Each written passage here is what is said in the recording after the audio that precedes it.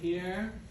All right, so last week, who was here last week for the first class? All right, so I know you discussed creation, right, with Father Micah. How far did you get? Did you get to the flood, or did you just talk about creation? Just creation. Just creation. Okay, so that means that Father Micah had 1 hour to talk about 6 days. Today I have 1 hour to talk about 5,000 years.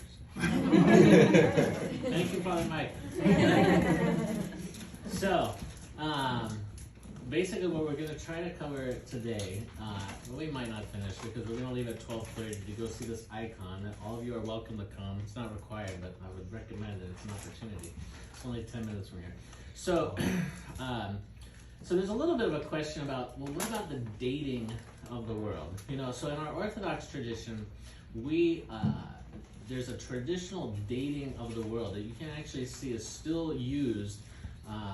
You'll see it in some church, official church calendars, stuff like that.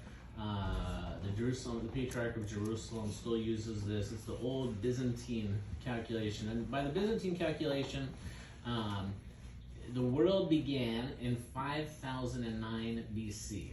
So approximately 5000 BC. This is, now some modern Protestants who are more literalists of the Bible try to calculate how old the earth is based on various clues throughout the scriptures. And they usually, there are different ways that they come up with it, but they usually come around 4000, that the world was created around 4000 BC. Now, you know, they understand it very literally, right? We Orthodox really don't get into that. I mean, it's just, we don't get into it one way or the other. It's just a foreign way of thinking for the Orthodox to be quite so literal. It just doesn't really interest us in our ethos. You know, it may be true, you know, whatever.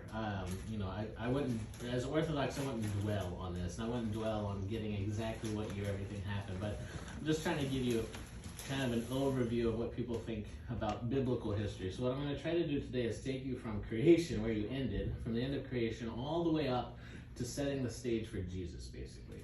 So, coming, you know, just a few years before Jesus' birth. So obviously, I'm going to give you kind of highlights, but I think it's important, you know, a lot of times we priests assume that people know the Old Testament, and you know, that's a big assumption, because like, who here thinks honestly, who here thinks they pretty much have a good idea of how things unfold in the Old Testament, the order of events at least? I'm not asking you to, like, you know, recite verses by heart or anything, but who here feels comfortable in the Old Testament, the Old Testament story? Nezra, okay. But in the Southern Baptist. Southern Baptist, right? Okay. So it's a little different. Yeah. So, I mean, I would say the Orthodox approach to the Old Testament is that we always read the Old Testament backwards. What does that mean? We always read the Old Testament through the lens of the New Testament, right? So, which is different. So for us, the New Testament is the kind of prism or the glasses that we view everything that happened in the Old Testament.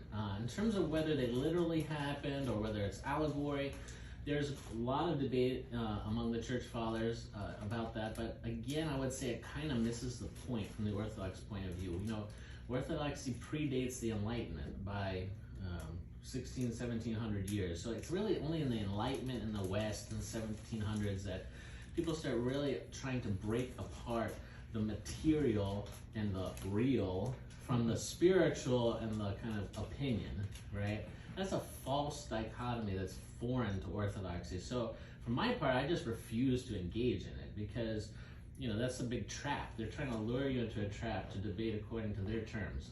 We don't accept their terms, all right? There is no, like I was saying today in the sermon, the body and the soul were created together. The material and the spiritual are created together. They cannot be separated one from the other. Even the word symbol, symbolism, you know, the Greek word symbol is symvoli, which means literally to throw together. So you throw two things together. So a symbol, according to every human who ever lived before the Enlightenment, means that you have a visible reality and then you have a meaning, which is usually kind of invisible. that are thrown together and make one thing, right? It's one reality. You can't parse them apart. The soul and the body are together. The material and the spiritual are together. So, for us, it's kind of it's really kind of you get into a circular argument when you start trying to debate about whether they literally or allegorically happen. Usually, our answer is both, right? But it's all true. It's both true. I mean, we just don't get sucked into this Protestant Catholic debate about, the Protestants and the Catholics and accept the terms of the Enlightenment, and they start debating over, well, if I take the body and blood of Christ and put it under a microscope, am I going to see DNA cells and blah, blah, blah, blah, blah, blah, blah, which is a totally foreign way of thinking. It's a totally foreign construct, right? We would never even ask that question. It's one reality. Okay, so I'm trying to give you a biblical overview here. So after creation, which let's say, for argument's sake, is something like 5000 BC, then something like, and this is all, I'm just kind of guessing here, but something like maybe 3000 BC, 3500 BC is the flood. So this is recorded for us in Genesis. You know the story of Noah, right? And here, what's important for us as Orthodox is to look at, so if we're reading all these events that are taking place in the Old Testament through the lens of the New Testament, knowing it's like we've already read the last chapter of the book. We know what's going to happen, and we're reading the rest of the story, enlightened already by knowing how it turns out, right? But then it's almost a mystery watching it. It's almost like, if you have a really favorite movie you watch, and there was like a twist ending, and then I remember, when I was younger, I was like, oh wow, the twist ending, and then I would go back and watch the movie knowing now the twist. Sixth Sense. Yeah, and you see the movie totally differently, right? Because you're like, you catch this now, you catch this now. So it's something like that. So with the flood, what's important for us is to look at the figure of Noah. Now, Noah is not by any means a perfect man, but his saving grace is that he actually believes God, right? He receives this message from God and he believes God. He doesn't say, that's impossible, that's not going to happen, blah, blah, blah, blah, blah.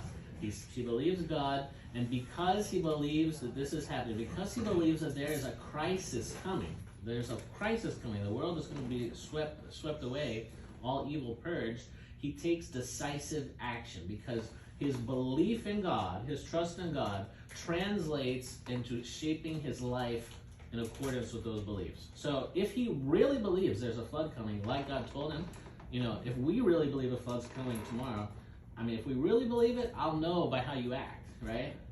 So if some of you go running out here and run to the store and start building, something, it may or may not be the right move, but at least you've taken decisive action, you really believe.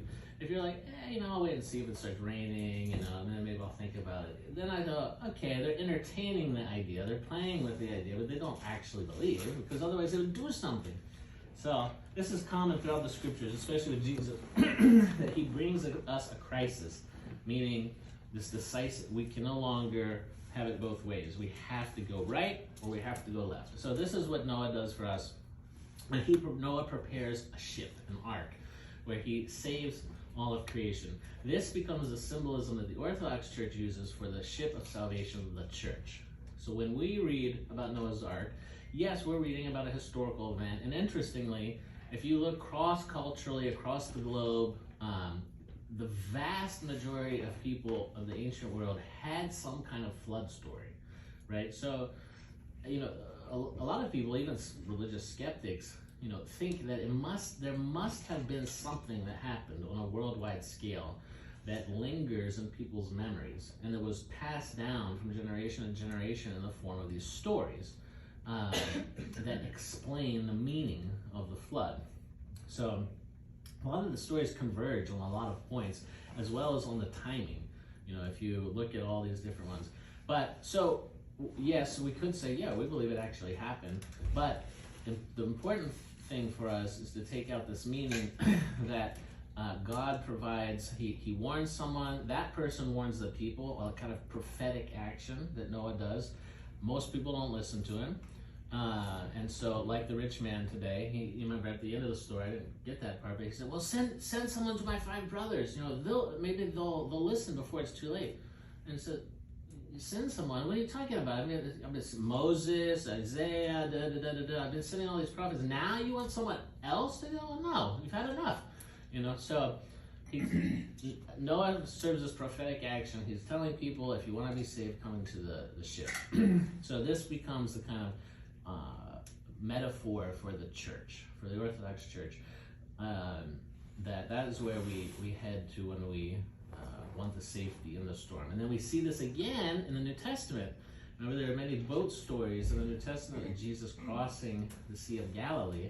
And what happens? At one time, his disciples are on this boat. There's a great storm. They're about to sink. So the very disciples that he gives the keys of the kingdom to, that he entrusts his church to, that he builds his church upon, they're in a boat, which represents the church. They're being buffeted by storms, about to sink. And then Christ comes and he gets in the boat with them. So this is a symbol for us that the church, you know, we have the church, it's founded on the apostles, but we're always calling on Christ to be continually re-present in the church, which is what we do at every liturgy. We ask him to come down and be in our midst again in our ship to save us. So, okay, you have the flood. Everyone with me so far? Any questions? You can stop me. All right. So then the world kind of starts again. Right, so now you have Abraham. So now in Genesis, you're going over into the story of Abraham, where a whole new story starts. It's almost like God restarts, right? And here he's going to choose Abraham. He calls Abraham out of the east.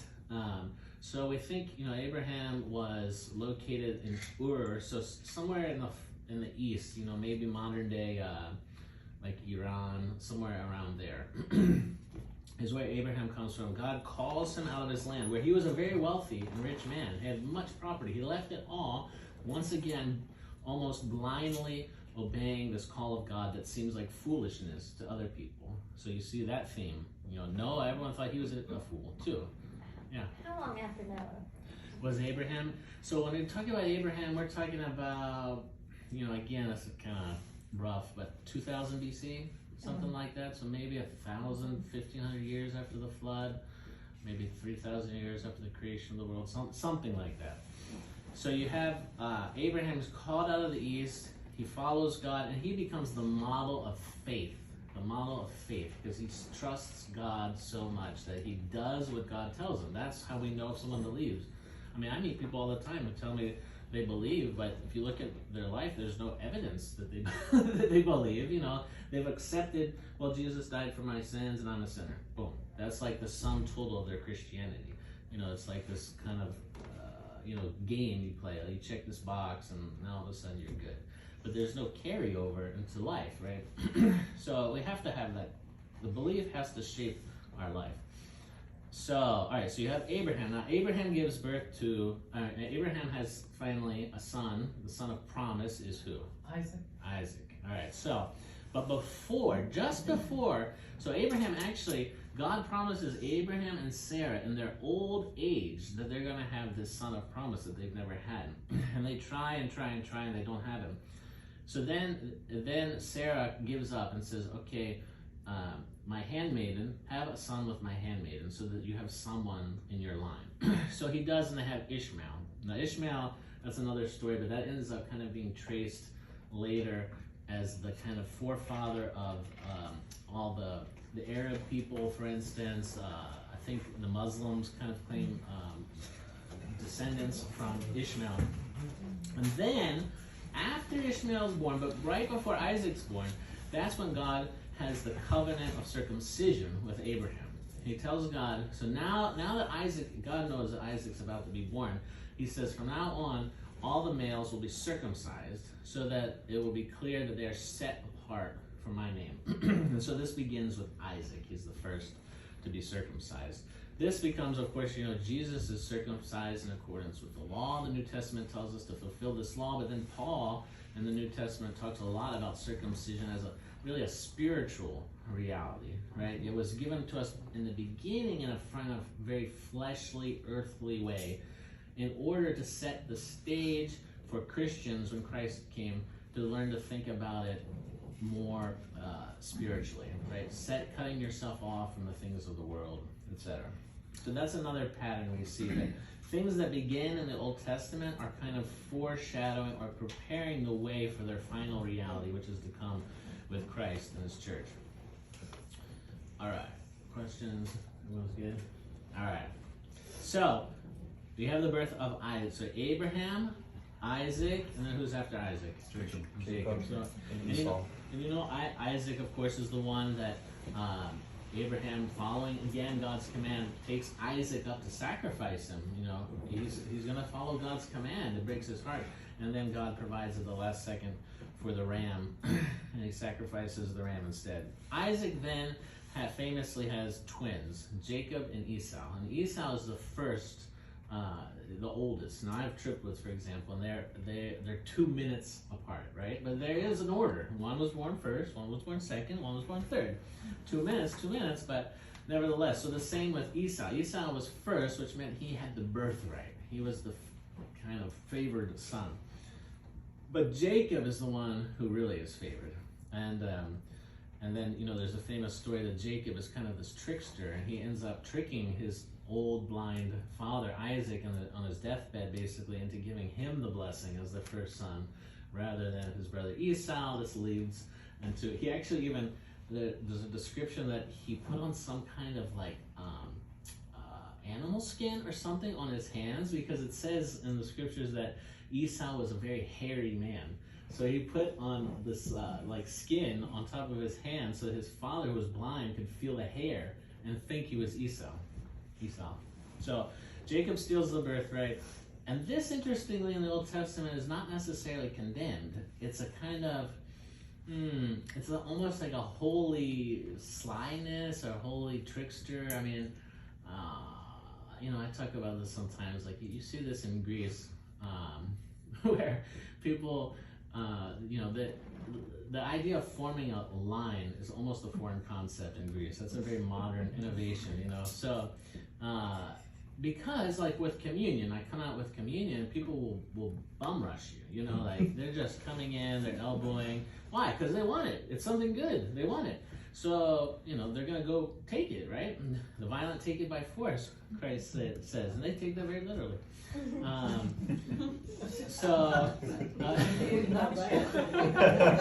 Literally knocking us down. Yeah, literally knocking us down. So but that's a theme in the Bible, though, that if you want something, you know, go get it, and if you kind of use the brain God gave you to get it, you know, it's not necessarily condemned, which is interesting.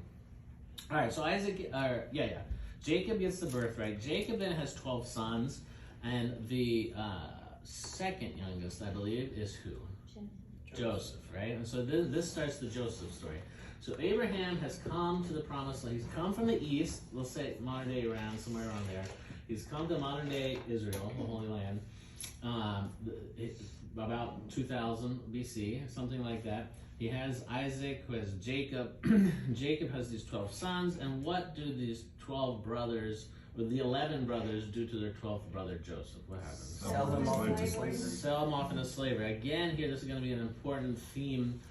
Reading backwards from the New Testament, and especially during Holy Week, when we get to Holy Week, I think it's Holy Tuesday or Monday, I forget, is dedicated basically to this theme of Jesus as the new Joseph.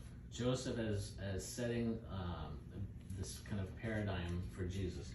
How? So his brothers are kind of wicked and more interested in, they're jealous that their father loves Joseph more.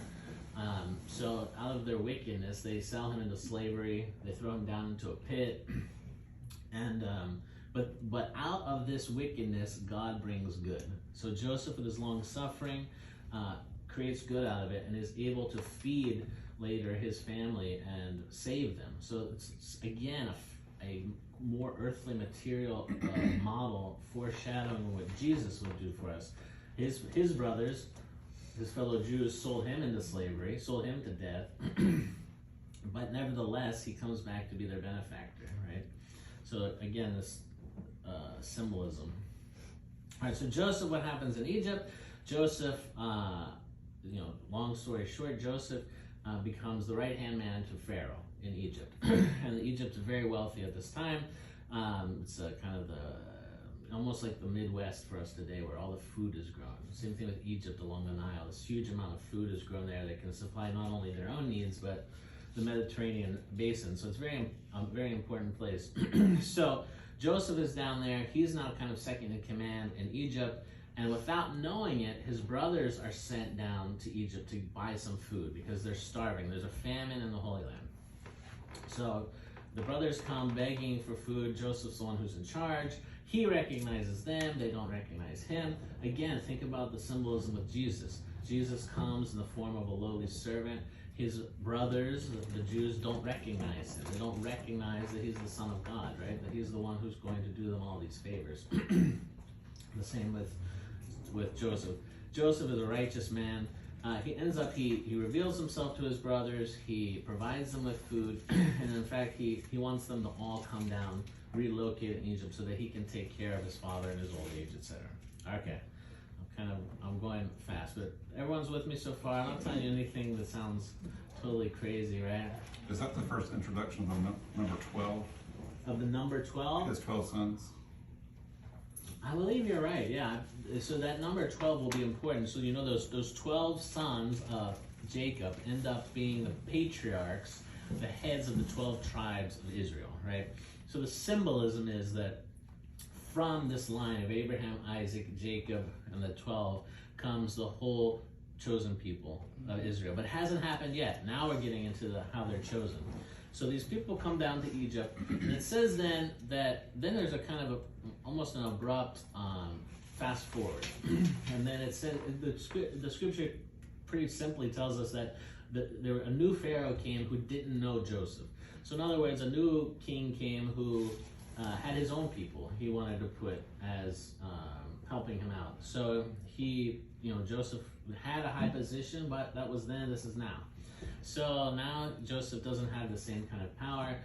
The first generations who had come down there die out, and actually the people, all the descendants of this line of Jacob, of Isaac and Jacob, become slaves in Egypt. And this goes on for about 430 years. It tells us in Exodus 12:40 that the Israelites, this is what they're going to come to be known, this people group who were brought down there, spend 430 years in Egypt in slavery.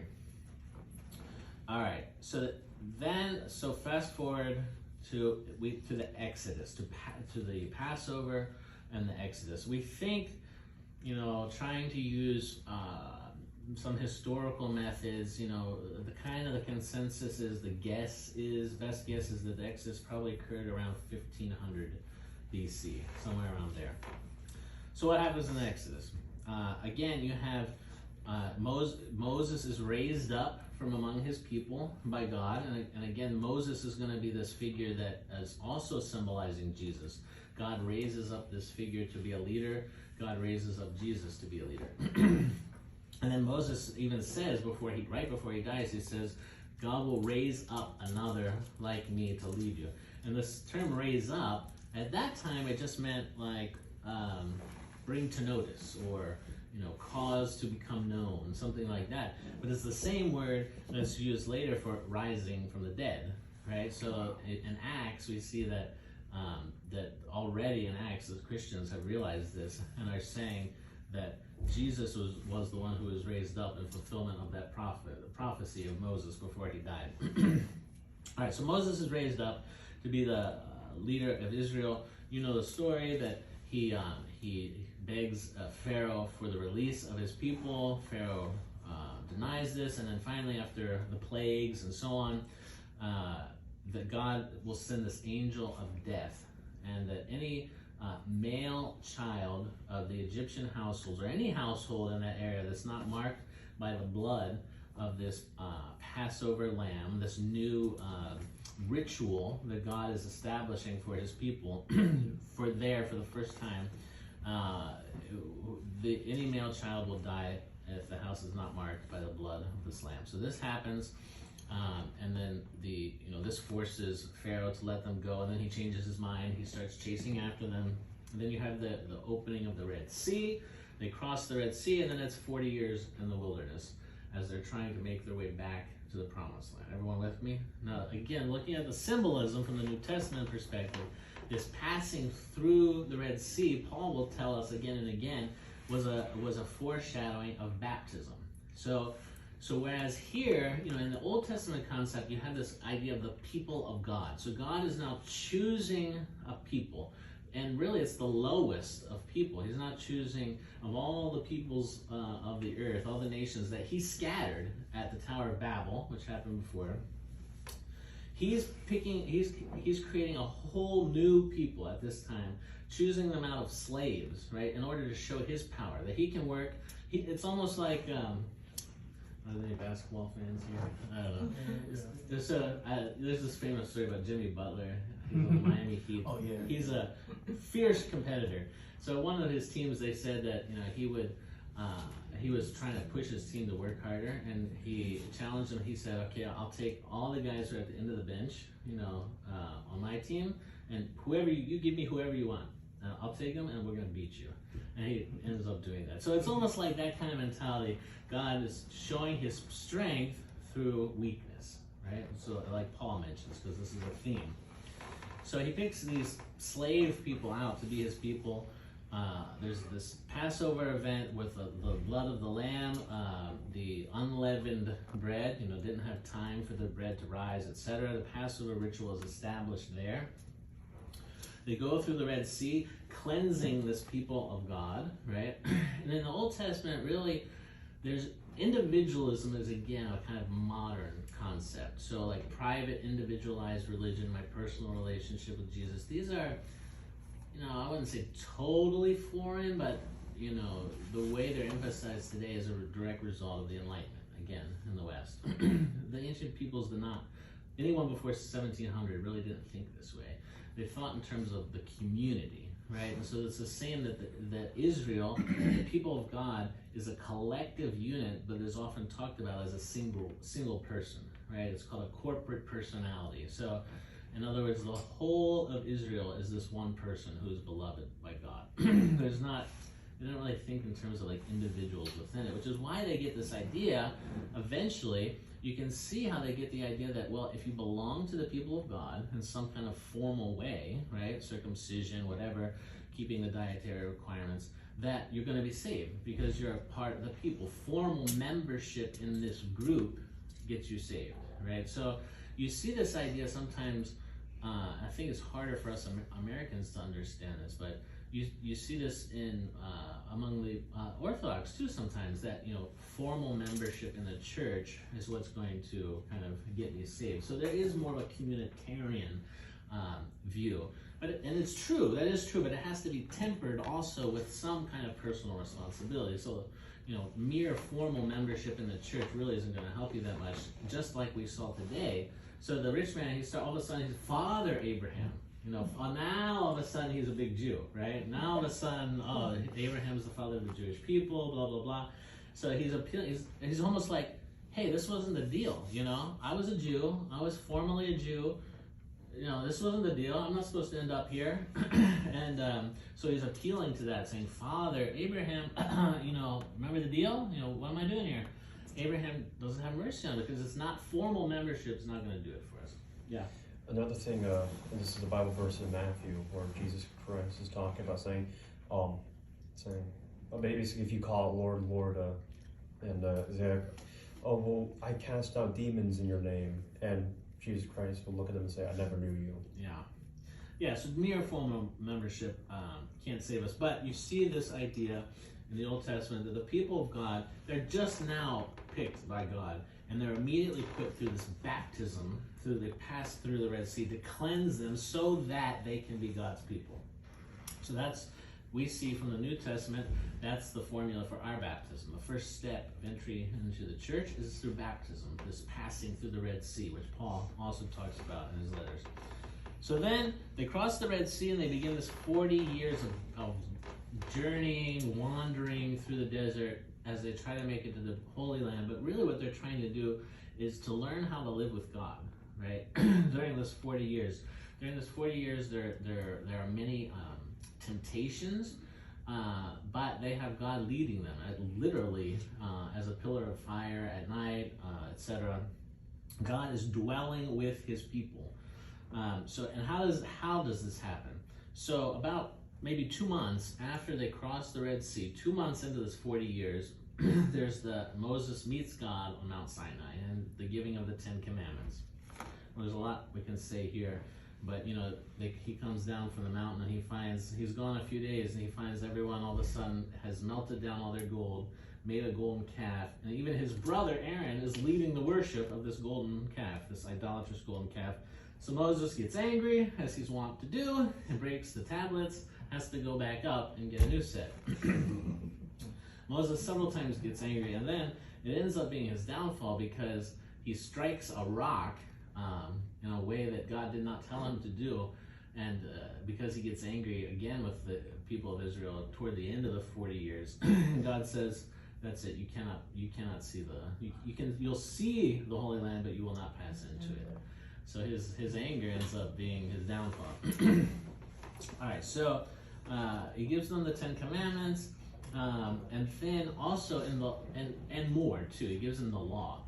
So in the law, the first thing, really the whole book of Leviticus, the whole book, which if we open it and read it, most of us will be like, our eyes will glaze over after a few verses. We have no idea what's going on. So really, all of these laws have to do with holiness and purity. So this whole book of Leviticus and elsewhere in the first 5 books really has to do with this question: how can God's people dwell with God, right? How can this being who is totally holy, totally other, how can we who are impure dwell with someone who is totally pure, right? And so that's why in Leviticus the obsession is with purity. Purity, purity, purity. And you can't mix things. The Leviticus is very concerned about mixing things because it reduces the purity of it. It's really not about, from our perspective, interpreting. It's not really about kind of the details in there. It's about the idea. What we should take out as Christians is the idea that that God calls us to be holy as He is holy. That's what He says. So all of this is for us to become holy, to become different from the rest of the world, so that people will recognize that we belong to God as His people. So there are very strict rules about how the people are to interact and to live with God, because He's actually living in their camp, right? As they're moving, they're making camp, and there are very strict rules about what has to happen inside the camp, because that's where God is dwelling. And so it's these 40 years almost of constantly the people disobeying God, complaining about God, going to Moses and grumbling, complaining about God, complaining about Moses, and God, when I think it's bad, I just read the accounts of Moses and I think, could be a lot worse. So constantly complaining to Him, constantly, and so, to the point where he tells God, "I can't do this anymore," And even his father-in-law, Jethro, comes to him and is like, "You can't do this anymore. You're going to kill yourself." So God gives him 70 elders to help him rule. All right. Okay, so also in the law in Leviticus, along with all these rules about how they're to act and to behave, perhaps the most important is God gives very detailed instructions about how to construct the worship space for God, right? So it's to build this tabernacle. A tabernacle is like a big tent, basically. So they were to build, as they were moving and had their own little tents where they lived in this big camp, as they're moving, they're also supposed to construct in a very particular, precise way with even measurements down to like the inch, what is going to go on in this worship space, this tabernacle.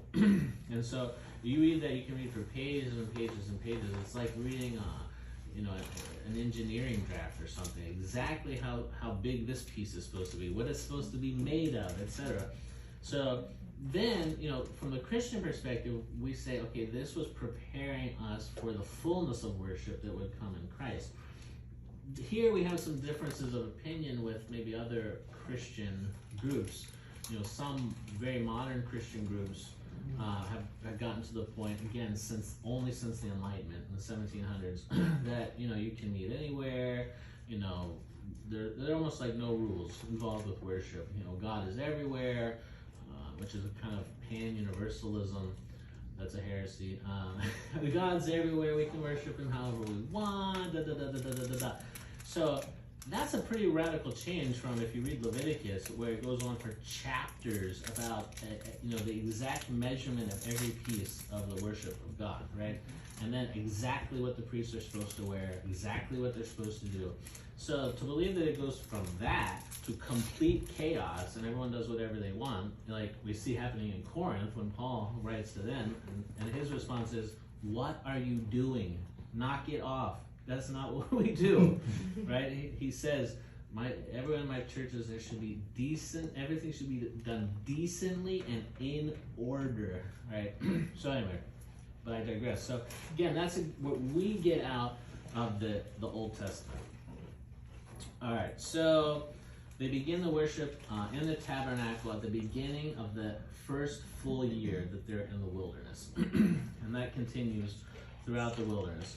Moses, like I said, dies, he's east of the Jordan, he's looking over, he can see, he's looking west into the promised land on the west side of the Jordan, but he's not to go in, he dies there. In fact, none of the original generation that left Egypt, those people who were slaves who left Egypt, and the estimates on the numbers vary, but we're talking about a very large group of people, like, at least, I don't know, off the top of my head, I would say at least 100,000 or something, which is a huge group of people. Leaves Egypt. None of them survive. None of them make it into the promised land after 40 years, except Joshua and Caleb. So Joshua is Moses' right-hand man. Moses dies. Joshua becomes the one who's going to take them into the Holy Land. So he takes them across the Jordan. They go to Jericho. Joshua fit the battle of Jericho, and the walls came crumbling down. So he leads them onto this, which takes years. It takes years to end up conquering the whole space. But Joshua is the one who leads them into the promised land. Now, so my birth name, I wasn't born Orthodox, but my birth name, my legal name is Joshua. But when I became Orthodox, I took Gregory. And some people ask, why? Well, one of the reasons anyway is that Joshua in Greek is Isus, so which is the name of Jesus, right? Jesus' name is exactly Joshua. The only reason it's pronounced differently is because coming out of the Protestant tradition here, where we use the Hebrew for the Old Testament, we pronounce it Joshua. For the Hebrew of the Old Testament, and reading the Greek of the New Testament, we pronounce Jesus from Isus, but it's the exact same name. It should be pronounced the same both ways, really, to make it clear. So the reason I didn't take that name is you'll almost never hear an Orthodox person with the name Jesus, right? For obvious reasons. Not among the Catholics, though. Among Catholics, especially in the Spanish-speaking world, you get a lot of Jesus after Jesus, but we don't do that. And again, look at the symbolism. Joshua is the one who takes them into the Holy Land. Jesus is the one who's going to take us to the Promised Land, to the eternal Promised Land. All right, so they finally now made it back to the land of Abraham and Isaac and Jacob, right? Finally, they've made it back. So then we get into the books of the kingdoms. I'll explain this in a minute when we get closer to it, but there are what we usually call 1st and 2nd Samuel and 1st and 2nd Kings are really part of the same group of books. So in the Orthodox tradition, they're called 1st, 2nd, 3rd, and 4th Kingdoms. That's the name of them. But in the Hebrew tradition, which is actually later, they call it 1st and 2nd Samuel, 1st and 2nd Kings. But anyway, in these four books are where, when you're reading that, you're reading about this initial period of the people's return to the Holy Land. So after Joshua has brought them into the Holy Land, and they're in the process of taking over, seizing the Holy Land, this is what's happening in those books. So you go through this period of the judges. This is how they were ruled. They did not have a king. Unlike other people, they did not have a king because God was their king. God was with them always. God was their king. It makes me think, No, in the monasteries. So, in the monasteries, in the church in general, our Orthodox Church is very hierarchical. I mean, in case you haven't noticed, but it's totally the opposite of the Protestant ethos. Totally the opposite. Although here in America we've tried to mix these two things, which Leviticus probably would say we shouldn't do. But so the Orthodox Church's ethos is very hierarchical. So. We see here, so in the monasteries, that's what I was going to say. Sometimes in the monasteries, there's always an abbot in the monastery. He's the one who's in charge, right? But it's interesting, in some monasteries in Greece, there's an old tradition that, like I'm thinking of one, Hilandar on Mount Athos, they technically don't have an abbot, but instead, in the abbot's seat, they leave a big icon of Panagia, the Mother of God. And they say that she is the abbot, they say. So it's almost like something like that was happening with Israel. Everyone else had an earthly king, but not Israel.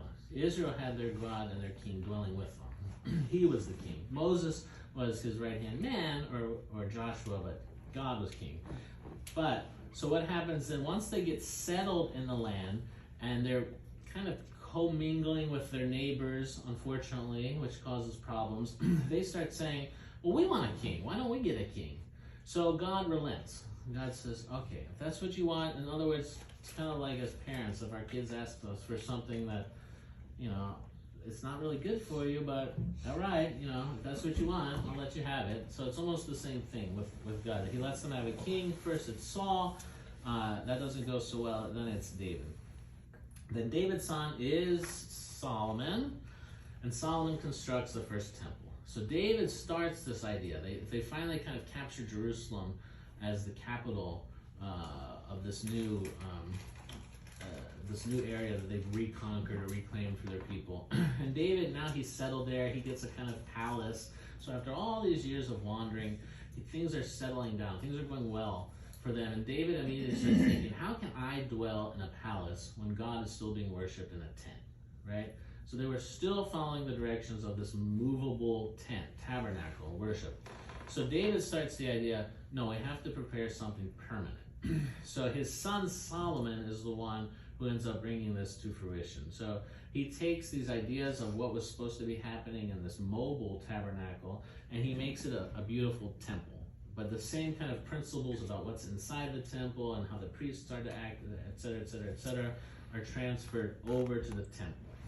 So in the Holy of Holies inside in the temple, that's where they put the Ark of the Covenant. That's where they put the manna that remained from the manna that was raining from heaven during their time in the wilderness. The 40 years God was feeding them, and they were still complaining. They didn't have to do any work. Food just came down into their hands, and they were still complaining. Can you imagine? It never ends. How are we doing on time? 15 more minutes. 12:15? Yeah. All right, let's see. 5,000 years. All right. Everyone's so far. Everyone's with me? I can go back with me. Because I was All right. Oh, thanks. I think, all right. So Solomon builds the first temple. For time period, we're talking about approximately 1000 BC, or something like that. Now we're at 1000 BC. So I've gone through about 4,000 years so far. Now I've got another 1,000 to go. You're doing 15 good, minutes. Father. Very good. All right. So he builds the temple, but Solomon has a weakness, and the scriptures tell us that his weakness was that he was too, arrogant, and that he didn't listen to his father's elder advisors. So his father dies, he becomes king, but his father's close advisors remained in their position after David died, and they were more of David's generation. They were the elders, and they tried to advise Solomon, but he didn't listen. He didn't listen to their advice, and it ends up causing a split. So this is a hugely important part of history too. So you have this one united kingdom, and when they had gone into the Holy Land, God had instructed the geographical boundaries of each of the 12 tribes, right? There were geographical boundaries. So here, and then here, and then here, which is still the way the church operates. I try to explain this to people because here in America it's really not clear.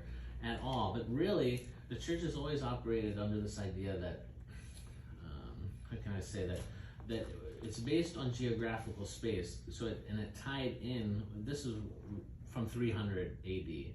Afterwards, it tied in the church's spheres tied in with the civil spheres, right? So, like in Louisiana, how they don't call them counties, they call them parishes, right? Because originally, even in the Catholic Church as well as the Orthodox Church, the parish was a civil and a spiritual reality.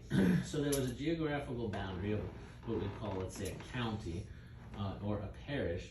And the civil governor was in charge of all civil affairs within that, and all spiritual matters were the realm of the priest assigned to that parish, right? And it was a geographical boundary. If you lived on this side of the street, you're on this parish. If you live on the other side of the street, you belong to the next parish, or maybe if you happen to be on the borderline, right? It's not, well, I like this priest better, or he's got a nice voice, or I like his accent, or it doesn't have anything to do with that. Personal opinion and preference. In general, in Orthodoxy, I would say we downplay our personal preferences, our personal opinions. That's one thing we should learn. My personal opinion about what the theology should be, my personal opinion about what happens after death, my personal opinion about the Trinity is totally irrelevant. We're not interested. We're interested in telling you this is how it is. If you want to conform to the church, to let the church form you and mold you, right? That's what we want. If you want to come in and change the mold and make it different to suit your preferences, we're not interested, right? That's not the game here. That's Protestantism. That's what Protestantism is. It's totally different. You can make up whatever you want. You can form your own church. There's 40,000 different Protestant churches in the last 300 years. We went 1,700 years with 2 churches, and now in the last 300 years we have 40,000 with 3 more every week. Every week. And most of that heresy is happening here in America. We're the center of the vortex of spewing forth heresy into the world. So that's not what we're interested in the Orthodox Church. So what happens? So Solomon, because he refuses to listen, ends up causing this schism. So you have the northern 10 tribes of Israel. The northern part is separate from the southern 2 tribes. The southern 2 tribes are Judah and Benjamin. Judah and Benjamin. And then Judah is the larger tribe and ends up kind of swallowing up Benjamin. So sometimes people later would talk about Judah. They really mean Judah and Benjamin. And that's where Jerusalem is located, in that province. And also Simeon, I think, the tribe of Simeon, lesser known one. Yeah, that's in the north. No, I thought it was the southern one. Like when I look at geographical things about the 12 tribes, usually Simeon is surrounded by as an enclave with Simeon, and I think their spaces like Beersheba, and they're way down in the south near the wilderness of Zin. So I think but yeah, it's pretty much the whole south was just dominated by Judah. Yeah. So you have the northern 10 tribes, 721 BC. This is the next important date. 721 BC. You have the Assyrians coming out of the northeast from something like what Syria, Iraq, that area. The Assyrians come down and they managed to take, so now there's 2 kingdoms. It's the divided kingdoms period from about 1950, something like that, for about 200 years or so until 721 BC. There's 2 kingdoms. Now, and this is the period in which a lot of the prophets are active. So, for example, Elijah, all the works of Elijah and Elisha, he is a northern prophet. So that whole story is taking place in the context of the life of the northern kingdom, which is called Israel. That retains the name Israel, and the southern 2 tribes get the name Judah, from which we get the name Jew, or a Jewish person. Judaism comes from Judah. So it comes, when we talk about Judaism, strictly speaking, we have to be talking about after 721 BC. So when we're talking about that, becomes like sort of the main focus. Why? Because in the north, you have this 250 years where Elijah is there, he's very active, but we can see that the people in the north are interacting with all these other peoples who worship Baal around that time. They're very influenced by this. There's a lot of mixing, religious syncretism going on, etc., which of course God sends the prophets to beg them, don't do that. sometimes they listen, sometimes they don't. Eventually, God's had enough. 721 BC, he allows the Assyrians to come and just wipe out the northern 10 tribes, the kingdom of Israel, the northern kingdom. And all those people, what was typical back in those days was that when you conquered a new land, you would take out a good chunk of the people, especially anyone who had any kind of cultural / religious influence, right? So any educated people, religious leaders, civil leaders, all of these were the first ones to be exiled because they carried the culture, right? And they would maybe leave the farmers because they were useful. They needed people to still work the land. So they would take out the people who really bore the culture. They would send in their own kind of elite to rule the people and to impose their new culture on those people. So this is exactly what happens. The Assyrians come in. There are some actual members of Israel from the northern kingdom who remain there. They mix with the new Assyrian people. These people later become the Samaritans, basically, what we hear in the New Testament. And there's kind of, they're kind of Jewish, but they're kind of not. They're intense rivals of the people of the southern kingdom, Judah, right? Because they're kind of, it's almost like a civil war, it's almost more intense because they're close, because they're brothers, in a sense. But then over the years, they mix a lot, and there is a kind of Samaritan religion. They build their own temple. They have their own first 5 books of the Torah, which we've actually recovered. We've actually found the Samaritan Pentateuch is called, and there are some differences actually in their version of it. I have to mention, because I know them myself, that the Samaritans are still near the city of Naples. They have their own mountain, and they have their traditions and their worship, and I've attended one of their services there. Yeah. They're all dressed in white with white turbans. They exist and consider themselves Palestinians now. Yeah. Which were Palestinians gets its name from the Philistines. Philistines. Phil was a corruption etymologically. All right, I got it. Give me a couple more minutes of your time here. All right, so the kingdom of Judah, however, resists the Assyrian invasion. So they don't penetrate. So Judah and Benjamin remain this kind of independent state, although they have to pay tribute to the Assyrians. So they have a somewhat independence for another 130 years or so. Then a new group, the Babylonians, come from the same direction. The Babylonians in 597 BC, that's an important date, they come in and they wipe out the southern kingdom, right? And this is when the first temple that was built by Solomon approximately 300-400 years before is destroyed in Jerusalem. First temple is destroyed, 597 BC. Again, the same exile pattern. They take the intellectuals and the religious and the civil leaders, etc. They take them to Babylon.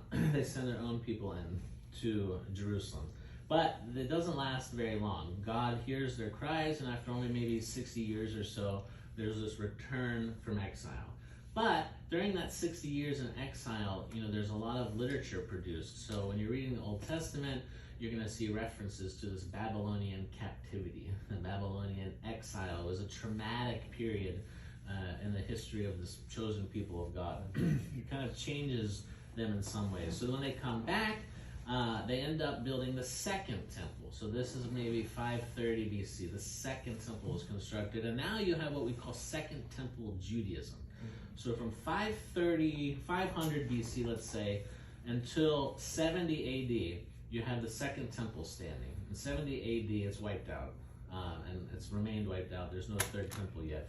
But this period, 500 BC to 70 AD, we call Second Temple Judaism because it's really there because of the influence of the Babylonian captivity, and then we're going to see the influence of Hellenism and Alexander the Great. The religion adapts somewhat. So the First Temple Judaism and Second Temple Judaism don't look exactly the same. It's an evolution of the religion, just as what we would say no temple Judaism, Judaism from 70 AD to today is yet a different kind of religion still. This is what we call modern Judaism, which really doesn't have all that much in common with the Judaism before 70 AD. And we would probably say as Orthodox that we have more in common with the Judaism before 70 AD. And there's actually kind of a contest between us and modern Judaism. Who is the real inheritor of this sacred tradition of the Old Testament? But So another thing that's extremely important, around 330 BC, you have Alexander the Great. Alexander the Great, now people will say, especially maybe Protestants, will say, what does that have to do with anything? He's not in the Bible. No, he's not in the Bible, but in our church, the fathers of the church, starting from the 1st and 2nd century, are absolutely adamant that God is thinking bigger than just the people of Israel. His aim is to save the whole world. And that none of this happened by mistake, that the prophets of Israel were extremely important, but so were the philosophers of ancient Greece and the members of the famous members of ancient Greek, ancient Hellenism, especially Alexander the Great, 330 BC, because he conquers almost the whole known world, penetrates even into India, where he dies, and then this huge kingdom, empire, is broken up basically into 4 pieces among his 4 successors. But he's managed to unite this huge swath of the world, and Greek becomes the de facto universal language. Like English is today in the world, that's what Greek became. But also like English today, if you go and you hear people in foreign countries speaking English to each other as a common language, it doesn't sound like native English to us. It's kind of broken, choppy, it's just to get across what's important, usually the language of business, etc. So the same with Greek, everyone knew Greek to some extent in this whole ancient world, but it was a kind of much simplified Greek. That's what we're studying in the Greek class, biblical Greek class on Tuesday nights. The simplified biblical Greek. So the whole world really becomes Hellenized, which has nothing to do with race. I mean, that is it has nothing to do with DNA. Hellenism has nothing to do with whether you're Greek or not. It has to do with the language, the religion, the culture, and education, right? DNA is a small part of it. So the whole world becomes Greek in this sense, right? The education of the Greeks, the culture of the Greeks, the philosophy of the Greeks, all of these things are adopted in some way, shape, or form. And the most important thing that happens for our purposes is that the Septuagint is composed. And I guess I'll stop with this. So this gets us to about 300 BC, 300 years short. So the Septuagint, all right, at this point, 300 BC, you have more Jews living outside of the Holy Land than you have living in the Holy Land. So there are major Jewish centers in Alexandria, Egypt, for example, all across the Mediterranean world. They dispersed across the Mediterranean world. They gathered in these new places. They had synagogues where they worshipped far from the temple. But this really is important. It sets the stage for this idea because normally Israel, the idea is very local, right? That you have one temple. There's only one temple, and there only can be one temple, and that's where you have to go. But then you have this reality of Jews being dispersed more and more and more. So how do you reconcile this? Well, they start developing synagogues, which are not kind of official. They're kind of semi-official gathering places for the community. They're both cultural centers and what we would call religious centers. There's not a separation. And in this way, you can see like the way the Greek Orthodox Church functions in America.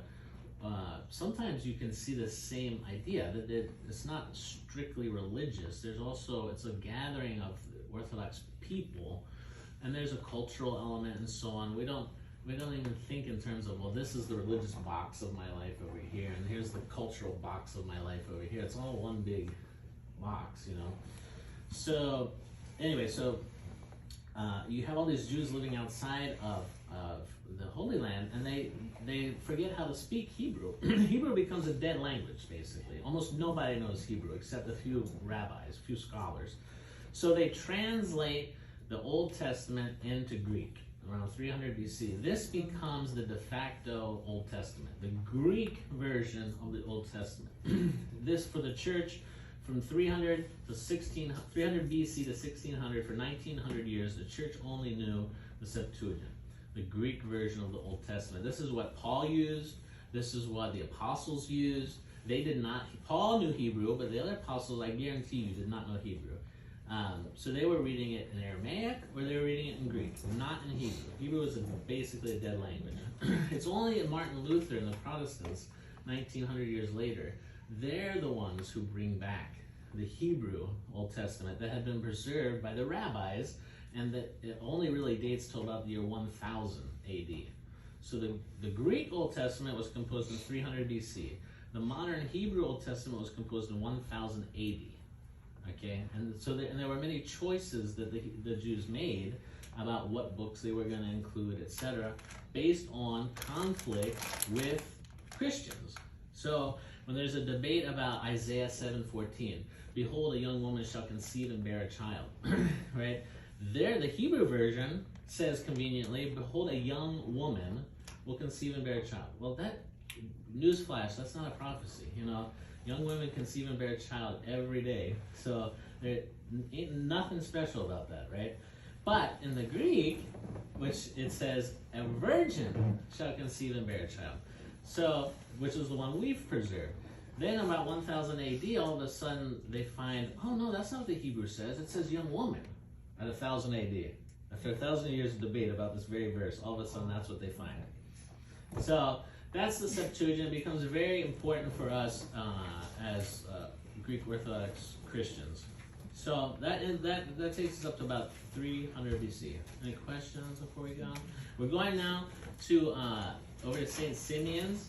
The carpool over there. You guys are welcome to follow me, but if you just Google, put into your GPS St. Simeon's Orthodox Church. What street is it on? It's on like Claremont.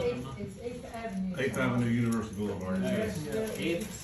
8th, which is University. Turn Right by left. St. Turn left Vincent's. and go straight. Yep. I'll see you guys over there. And we're gonna hear some. So when we get over there, I gotta see what's happening. You know, they got their own program there that they're letting us invade. But they're gonna let us come and worship, venerate the icon, and then tell us some stories about the icon. Okay? Thanks, guys. I really like what you said that like the like Greek stuff isn't in DNA, because I usually joke around with my friends and say, how in the world did a barbarian like me become so civilized?